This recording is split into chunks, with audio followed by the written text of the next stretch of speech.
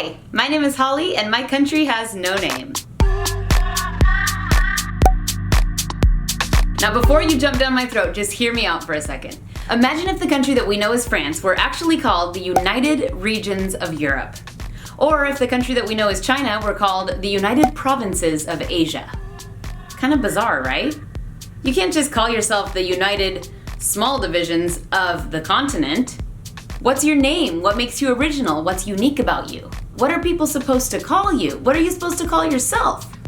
You hit the nail on the head with that one, my friend. This is a dilemma that we face every single day, especially those that hang out with foreigners.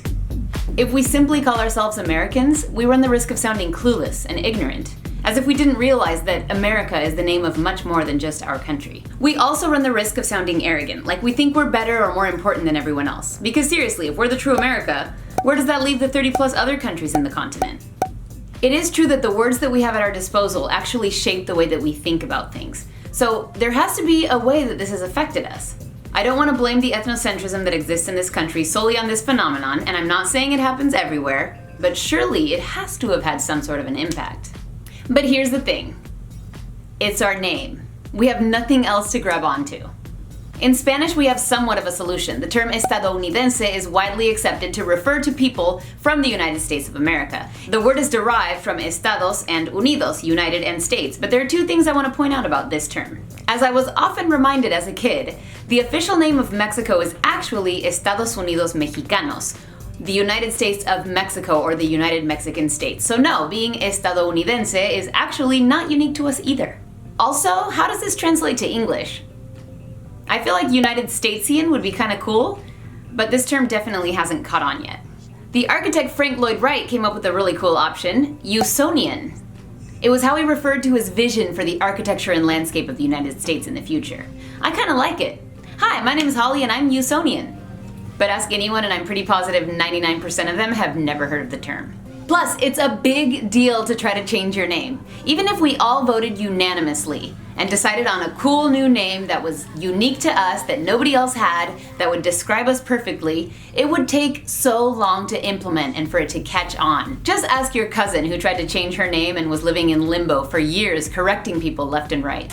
Changing your name is not that easy. The only other country that might possibly maybe understand us is the RSA, or the Republic of South Africa. However, they are not in a continent that has already been divided by North and South. Africa is just Africa, and so they kind of have the monopoly on South Africa.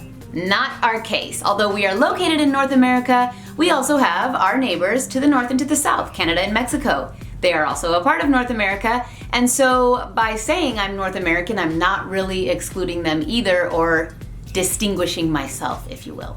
I don't like excluding anyway. By the way, if you look up the number of continents in the world on Wikipedia in Spanish and in English, they report different things. In English, they separate North and South America, bundling Central America into North America. And on the Spanish Wikipedia page, they say that America is just one continent, although some people like to split it up. I thought that was kind of interesting. Why America? Well, nobody's really sure why our continent got called America. We do know that it's named after Italian cartographer and explorer Amerigo Vespucci. Amerigo Vespucci. I don't know how to pronounce that properly. But where the question lies is why him when he wasn't the first European to discover the lands? Discover. The running theory is that he was the first one to realize that this was not just the east coast of Asia, these were actually new lands. Again, in quotations because they weren't new, but that's another story. Let's just say they were new to them. Now, our country was named the United States of America officially in 1776, as can be seen on the Declaration of Independence. They first wrote the 13 United States of America, but it was later shortened to simply, actually not so simply, the United States of America. So hey, maybe these guys should have brainstormed a bit before they named us, maybe they should have been a little more creative, but at the end of the day, I think I'm gonna use a phrase that I've never used before. It is what it is. Whether we like it or not, whether the rest of the world likes it or not, that's our name. That's what we've got to work with. And the struggle has been real from the start. Here's a list of the names that we've called ourselves from 1789 to 1939. Check this out. We have Columbians, Columbards, Fredonians, Freeds, Unicians, United Statesians, Ashkelonicians, ooh, Appalachians, Usians, Washingtonians, Usonians, Uesians, Uesians, written a different way, Uesicans, and United Staters. Do you guys have any preferences? Any of these might work better than Americans. So to everybody that tells us, that's not your name, you can't call yourself that. We get it. Our name is very generic.